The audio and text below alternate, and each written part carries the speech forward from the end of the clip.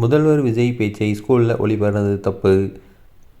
அரசு விதிகளை மீறி மாணவர்களுக்கு திரையிட்ட விவகாரம். கரூரில் சஸ்பெண்டான ஹெச்எம். கரூர் மாவட்டம் கிருஷ்ணராயபுரம் ஊராட்சி ஒன்றியத்துக்குட்பட்ட அரசு பள்ளி ஒன்றில் தமிழக வெற்றிக் கழகத்தின் அரசியல் மாநாடு அல்லது விழா நேரலை நிகழ்ச்சியை மாணவர்களுக்கு திரையிட்டு காட்டிய சம்பவம் தற்போது பெரும் சர்ச்சையை ஏற்படுத்தியுள்ளது.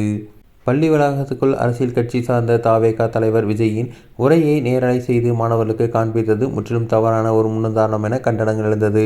இதுகுறித்து நடத்தப்பட்ட முதற்கட்ட துறை ரீதியான விசாரணையில் சம்பந்தப்பட்ட அரசு பள்ளியின் தலைமை ஆசிரியர் கல்வித்துறையின் எவ்வித அனுமதியுமின்றி தன்னிச்சையாக இந்த முடிவை எடுத்திருப்பது அம்பலமாகியுள்ளது. பள்ளி கல்வித்துறையின் அதிகாரப்பூர்வ ஒழுங்குமுறைகளும் அரசு விதிமுறைகளையும் முற்றிலுமாக மீறி இவர் இந்த செயலில் ஈடுபட்டது தற்பொழுது உறுதியாகியுள்ளது.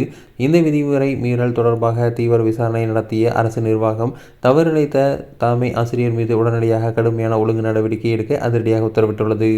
அதன்படி விதிகளை மீறிய அந்த பள்ளியின் தலைமை ஆசிரியர் தற்பொழுது பணியிடை நீக்கம் செய்யப்பட்டுள்ளதாக மாண்புமிகு அமைச்சர் ராஜ்மோகன் அவர்கள் அதிகாரப்பூர்வமாக தெரிவித்துள்ளார்.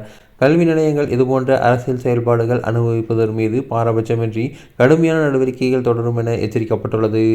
தவேகா தலைவர் விஜய் பங்கேற்ற அரசியல் நிகழ்வை பள்ளி மாணவர்களுக்கு திரையிட்டு காட்டியதாக தலைமை ஆசிரியர் சஸ்பெண்ட் செய்யப்பட்டுள்ள இந்த அதிரடி ஆக்ஷன் தமிழக அரசியல் மற்றும் கல்வி வட்டாரத்தில் தற்பொழுது பெரும் பரபரப்பை கிளப்பியுள்ளது.